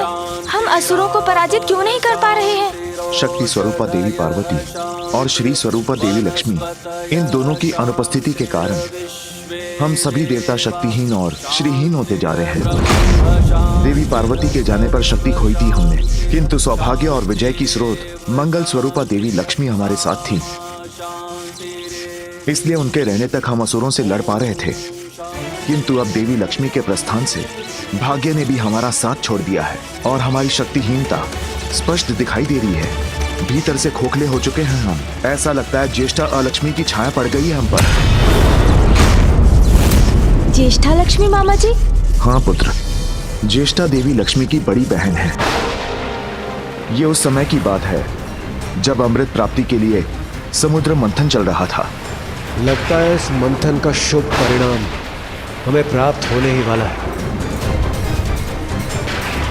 देवी लक्ष्मी के समुद्र मंथन से बाहर आने के पूर्व उन्हीं का दूसरा प्रतिरूप ज्येष्ठा बाहर आई, जो दरिद्रता और दुर्भाग्य की प्रतीक थी। उसके पश्चात सागर से देवी लक्ष्मी बाहर आई।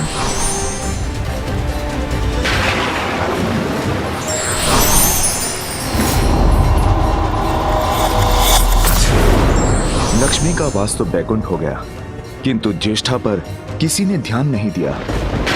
नारायण के तिरस्कार के बाद अब मुझसे विवाह कौन करेगा? तब दूसरा नामक एक ऋषि ने ज्येष्ठा से विवाह कर लिया।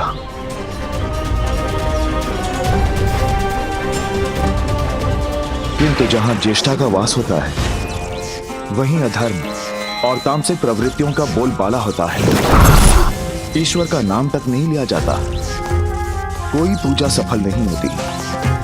इसलिए ऋषि दुस्सह भी दुखी हो गए और ज्येष्ठा का त्याग कर पाताल लोक में जाकर रहने लगे। जब ज्येष्ठा ने पुनः प्रश्न पूछा कि अब उनका क्या होगा, तब मैंने ज्येष्ठा को वरदान दिया कि जो पूजा पाठ नहीं करते, अधर्म कर्म में लीन रहते हैं, उनका धन, उनकी स्मृति सभी ज्येष्ठा का आहार बनेंगे। और तब से सदा अधर्मियों की ताक में रहती है ज्येष्ठा। अर्थात ज्येष्ठा मामी जी के विपरीत है। जहाँ ज्येष्ठा का वास होगा वहाँ दुर्भाग्य की छाया रहेगी, और वहाँ सौभाग्य की देवी माता लक्ष्मी नहीं रह सकती। किंतु यदि उन्हें यहाँ ले आए तो?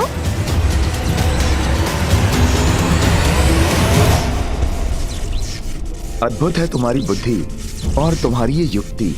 यदि ज्येष्ठा को यहाँ लाने में सफल हो गए तो देवी लक्ष्मी अपने उचित स्थान पर लौटने के लिए विवश हो जाएंगी। हम सभी पुनः श्रीयुक्त हो जाएंगे, हमारा सौभाग्य जागृत होगा और हमारे शत्रुओं का दुर्भाग्य। किंतु ये तुम संभव कैसे करोगे गणेश? ज्येष्ठा का द्वेष है देवी लक्ष्मी से, वो यहाँ कदापि नहीं आएंगी। और अधिक विस्मय को इन पर।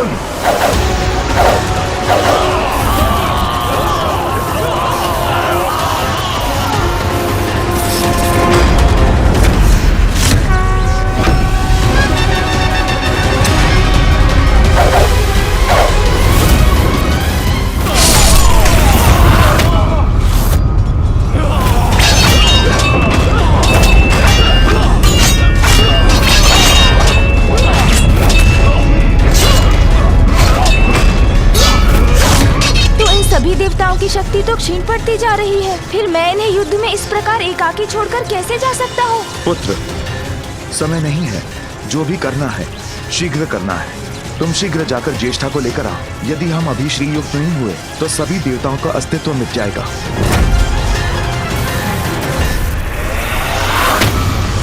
जाओ पुत्र जाओ। किंतु अंधकासुर के ये आक्रमण। पुत्र, हम करेंगे इस आक्रमण का सामना। तुम अपनी योजना पूर्ण करो, जाओ। उचित है पिताश्री। मूषक जी शीघ्र आइए। चलिए।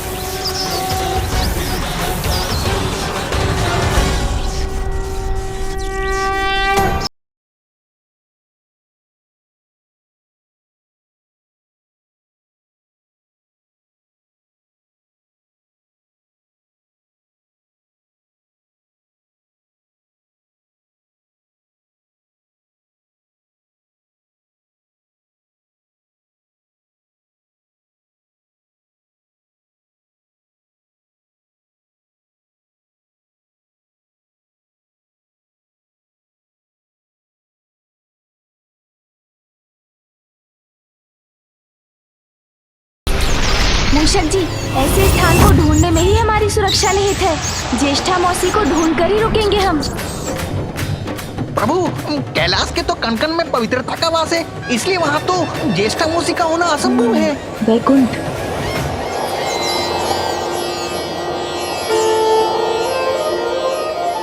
और मामी जी के वैकुंठ त्यागने पर भी वैकुंठ माता गंगा के समान पवित्र है, इसलिए वो वहाँ भी नहीं हो सकती।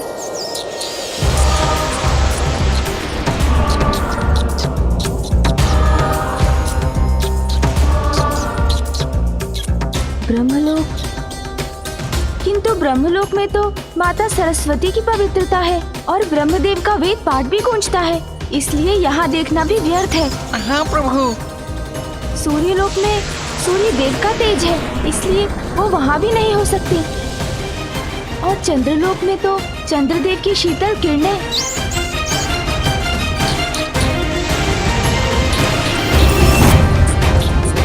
इंद्रलोक में अमृत स्थित है, इन लोकों में तो नहीं हो सकती ज्येष्ठा मौसी।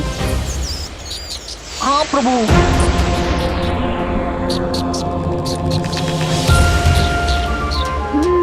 मूषक जी, पृथ्वी पर ही संभव है ऐसा स्थान।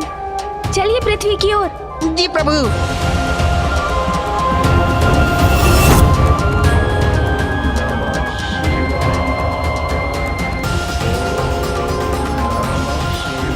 जहाँ यज्ञ, हवन, संध्या वंदन, वेद पाठ आदि होता हो, वहाँ भी ज्येष्ठा मौसी नहीं हो सकती।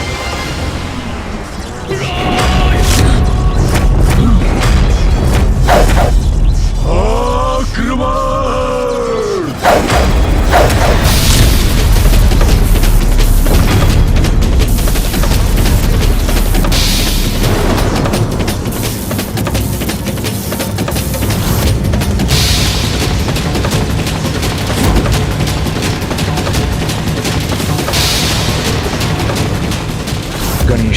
शीघ्रता करो, हमारी शक्तियां क्षीण हो रही हैं।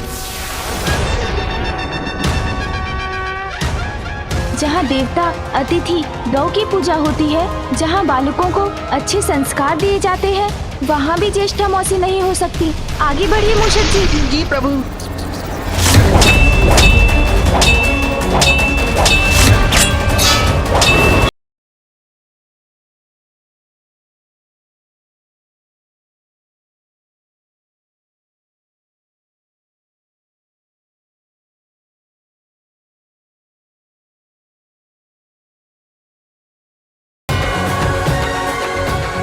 जिन स्थानों में विष्णु भक्त और शिव भक्त रहते हैं, वैसे स्थानों में भी ज्येष्ठा मौसी नहीं हो सकती।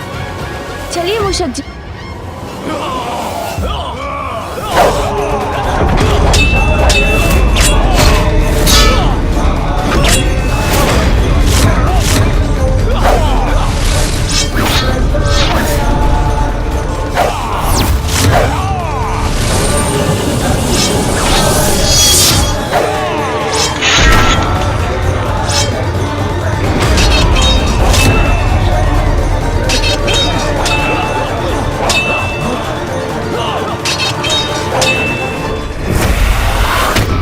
ज्येष्ठा मौसी को किसी अन्य स्थान में ढूंढना होगा मूषक जी।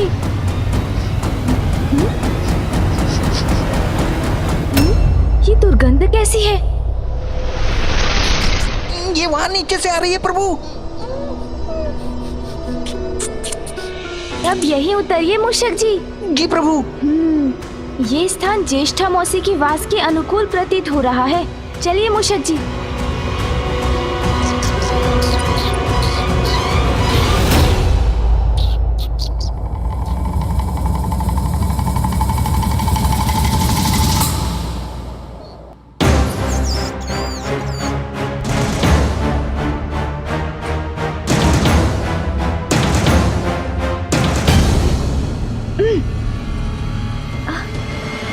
अत्यंत दुर्गंध है यहाँ। यहाँ निकट ही हो सकती है ज्येष्ठा मौसी। मुझे देखना होगा।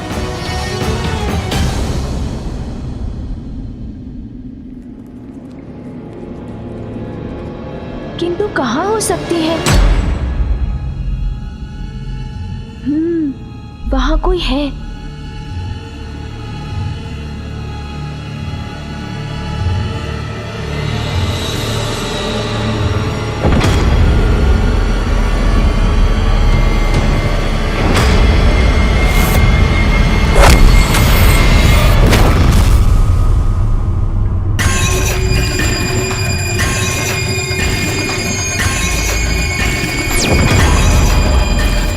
मौसी,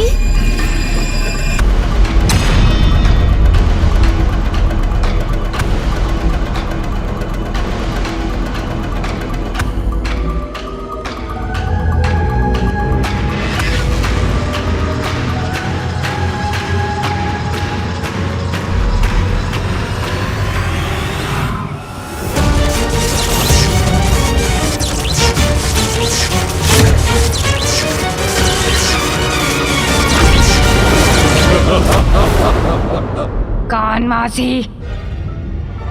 किसकी मौसी?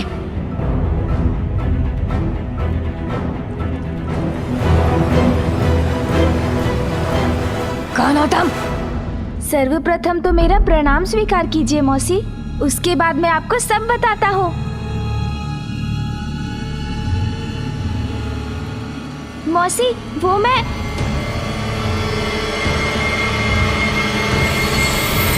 आप माता लक्ष्मी की बहन है ना? सत्य है, हूँ लक्ष्मी की बहन। तो उससे क्या? माता लक्ष्मी मेरी मामी है, तो आप मेरी मौसी हुई ना? जो भी है, मैं तुम्हें मेरी स्मरण मुद्राएं आदि कुछ नहीं दूंगी। जाओ तुम, जाओ यहाँ से जाओ। ज्येष्ठा मौसी तो कुछ सुनने के लिए तैयार ही नहीं है। तुम गई नहीं? हाँ? क्या क्या चाहते हो तुम? हाँ? और ऐसे क्यों घूर रहे हो मुझे? मैं तो बस मौसी, किंतु कोई बात नहीं। क्या कोई बात नहीं? मूषक जी, मैंने कहा था ना मूषक जी, ज्येष्ठा देवी कहीं अधिक सुंदर है। नहीं नहीं प्रभु, माता लक्ष्मी की तुलना में इनकी सुंदरता कुछ नहीं। आप शांत रहिए मूषक जी। आप ठहरे मात्र मूषक, आप भला कहाँ पर रख सकेंगे इनकी सुंदरता? हाँ, उचित है। इस मूषक को कहाँ सुंदरता की परख? हाँ मौसी, मैं भी तो यही बोल रहा था। हाँ, मुझे ज्ञात है कि आप अधिक सुंदर हैं, किंतु इन मूषक जी के समान सभी को लगता है कि मामी देवी लक्ष्मी अधिक सुंदर है। अब ये मैं कैसे समझाऊं सभी को? हाँ मौसी, इसका तो एक ही उपाय है कि आप मेरे साथ चलें। मामी देवी लक्ष्मी और आप एक दूसरे के समक्ष आएं, तो ये सत्य स्पष्ट हो जाएगा।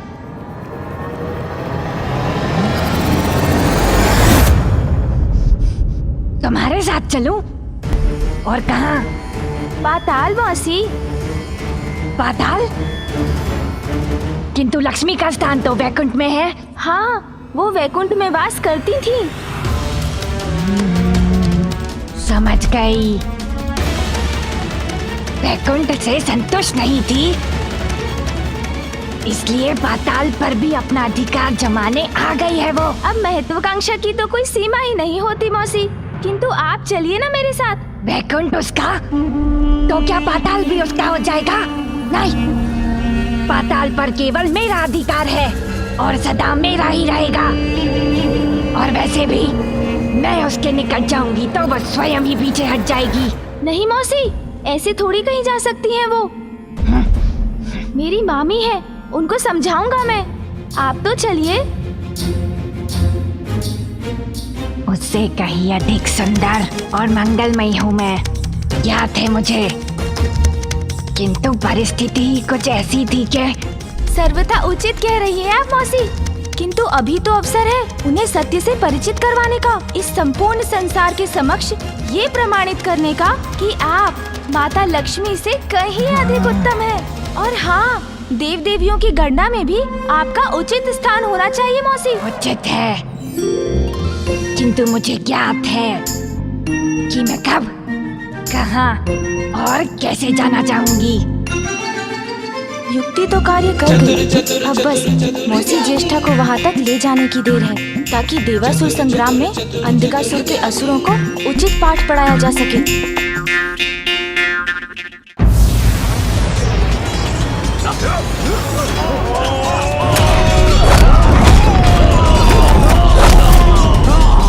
गंधर्व सैनिकों, मैं हस्ती मिटा दूंगा तुम्हारी।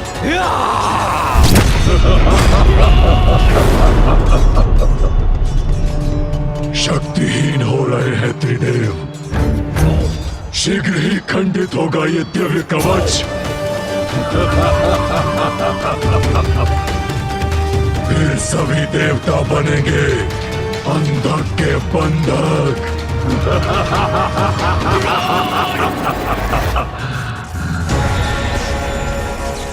पुत्र गणेश, अनर्थ होने को है, शीघ्रता करो।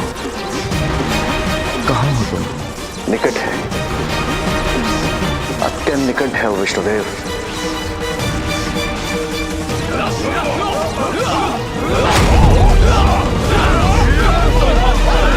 ये क्या?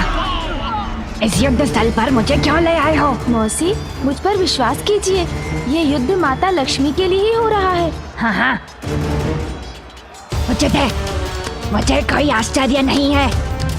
अवश्य अपने गर्व के लिए देवासुर संग्राम करवा रही है वो, किंतु है कहाँ वो? मामी जी तो राजभवन के भीतर है। मैं आपको वहाँ ले चलता हूँ।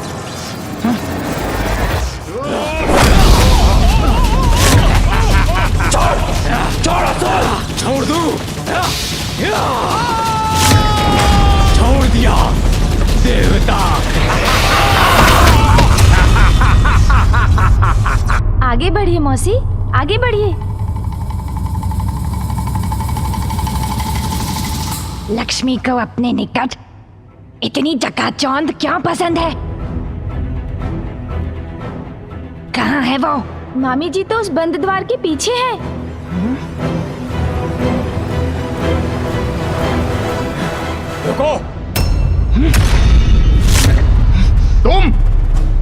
कैसे आ गए? और ये बुढ़िया कौन है? मूर्ख, बुढ़िया किसका बोला तुमने? मौसी आप चिंता मत कीजिए, आप यहीं प्रतीक्षा कीजिए। इन्होंने आपका अपमान करने का दुस्साहस किया, इसका उचित दंड देता हूँ इन्हें। अब मैं और अधिक विलंब नहीं कर सकता। मुझे शीघ्र देवगणों की क्षीण हुई शक्ति पुनः लौटाने के लिए मामी जी को पूर्ववत और मौसी ज्येष्ठा को उनके स्थान पर स्थित करना होगा, किंतु इससे पूर्व इन असुरों को मार्ग से हटाना पड़ेगा। मामी जी निकट आ रही हैं। श्री के आशीर्वाद से मुझे पुनः शक्ति प्राप्त हो रही है। दुष्ट असुरों, मेरी मौसी के साथ अभद्रता का व्यवहार करोगे तो ये लो।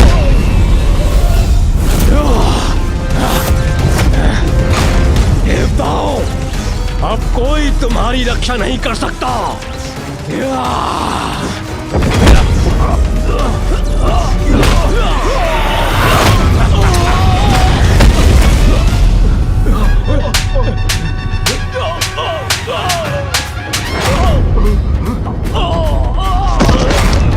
एक को तो पाठ पढ़ा दिया, अब दूसरे की बारी।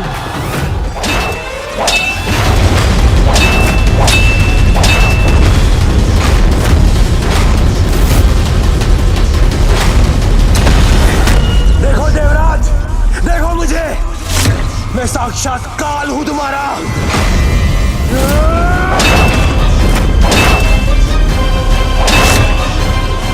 रुकूंगा नहीं मैं देवराज, तुम पर होने वाले प्रहार रुकेंगे नहीं।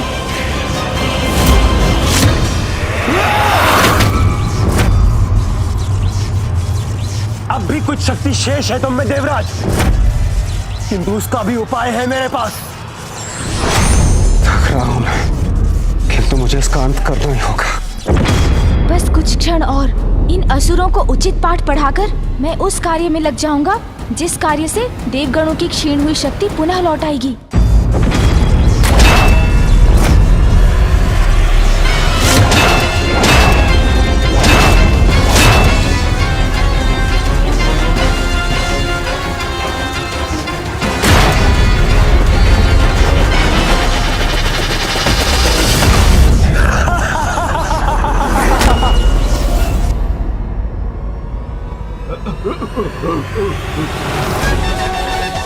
अरे, इस पर तो मैंने अभी तक कोई प्रहार ही नहीं किया। हर क्रिया की प्रतिक्रिया होती है, ये नियम तो मुझे ज्ञात है, किंतु बिना क्रिया के भी प्रतिक्रिया हो सकती है। ऐसे नियम तो उन्हीं के समक्ष उत्पन्न हो सकते हैं जिनके कर्म और उपस्थिति दरिद्रता के निकट हो। प्रतीत होता है ये स्थान दरिद्रता के समान अनुकूल है।